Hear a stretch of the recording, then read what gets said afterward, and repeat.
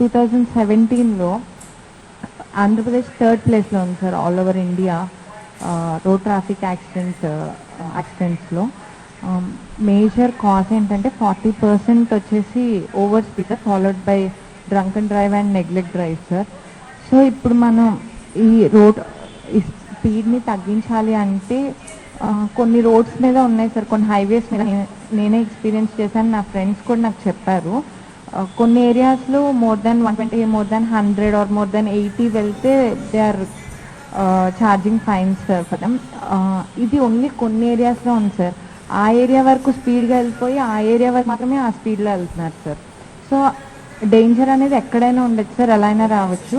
Mistake చేసే పర్సనే కాదు sir, ఆపోజిట్లో వచ్చే పర్సన్ కానీ సైడ్ వెళ్ళే ఇన్నసెంట్గా కానీ జరగచ్చు.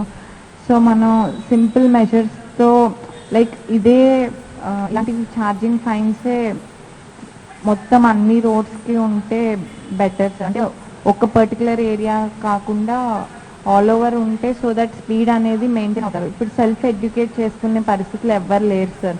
నాకు నేను మోటివేట్ చేసుకొని 80లోనే వెళ్తాను అందరూ అనుకోలేరు కదా సార్. సో లాస్ అనేది కంపల్సరీ ఉండాలి సార్. ఈవెన్ బాగా ఎడ్యుకేటెడ్ పర్సన్ కూడా లా ఉంటేనే ఫాలో అవుతారు సార్. దాన్ని సెల్ఫ్ ఎడ్యుకేషన్ చేసుకొని పాటించే పరిస్థితి లేదు సార్ ఇప్పుడు. సో లాస్ అనేది ఎన్ఫోర్స్ చేయడం వల్ల, ఇంకా కొంచెం స్ట్రిక్ట్ చేయడం వల్ల రోడ్ ట్రాఫిక్ యాక్సిడెంట్స్ని ప్రివెంట్ చేయొచ్చు అండ్ చాలా లైఫ్స్ని, చాలా ఫ్యామిలీస్ని ప్రొటెక్ట్ చేయొచ్చు సార్. ఇంకోటి ట్రాఫిక్ సిగ్నల్స్ దగ్గర చూసుకుంటే సార్, జీబ్రా క్రాసింగ్ లైన్స్ ఉంటాయి సార్. సిగ్నల్ రెడ్ లైట్ పడినప్పుడు ఆ లైన్స్ ఎందుకు గీసారన్న విషయం కూడా చాలామంది మర్చిపోతున్నారు.